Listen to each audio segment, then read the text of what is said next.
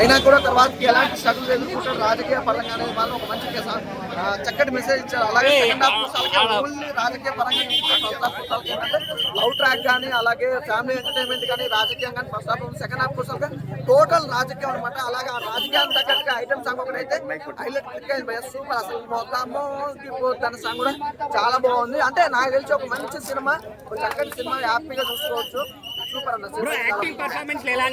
బాగుంది అంటే ఒక దాస్ నిజంగా ప్రతి ఒక్కరి క్యారెక్టర్ నిజంగా అంజలి గారి క్యారెక్టరే కానీ సాయి కుమార్ హీరో పాద క్యారెక్టర్ చిన్న క్యారెక్టర్ కూడా ప్రతి ఒక్కరి క్యారెక్టర్ కూడా చాలా బాగుంది. ప్రొడక్షన్ హౌస్ ఎక్కడ కూడా కాంప్రమైజ్ కాలేదు. సాంగ్స్ కూడా చాలా బాగున్నాయి. ఐటమ్ సాంగ్ అయితే బాగా అంటే యూత్ చాలా మంది కూర్చోడు చాలా ఎంజాయ్ చేస్తారు. అసలు మొత్తం సాంగ్ వరల్డ్ సూపర్ అంత సాంగ్ అన్న. సాంగ్స్ అని ఎలా అనిపించాయి? సాంగ్స్ అంటే చాలా బాగున్నాయి అన్న. ప్రతి సాంగ్ కూడా ఎంజాయ్ చేస్తారు. యూత్ కి మాత్రం బాగా కనెక్ట్ అయిపోతుంది. ఒకటైతే చెప్తా, సెకండ్ హాఫ్ లాగ్ అంటున్నారు. సెకండ్ హాఫ్ లాగ్ కాదు భయ్యా. అంటే చాలా మందికి ఏంటంటే ఫస్ట్ హాఫ్ లో సినిమా మొత్తం చూపించేశారు. సెకండ్ హాఫ్ వస్తాకే ఓన్లీ రాజకీయ కుట్రల గురించి మాత్రం వచ్చింది సెకండ్ హాఫ్ లో. దానివల్ల మీకు ఎక్కడైనా వాళ్ళకన్నా బోర్ అనిపించచ్చు. కానీ సినిమా అయితే చాలా బాగుంది. ఆ రాజకీయ కుట్రలతోటే కదా సాంగ్ కూడా ఉంది, ఐటమ్ సాంగ్ కూడా.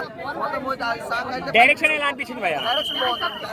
సినిమా నాకు తెలిసి అయితే సినిమాకి సంబంధించి మాత్రం ప్రొడక్షన్ వాల్యూస్ కానీ బ్యాక్గ్రౌండ్ మ్యూజిక్ కానీ ఆర్ఆర్ కానీ ఎవ్రీథింగ్ ఎక్కడ మాత్రం కాంప్రమైజ్ అయితే కాలేదు.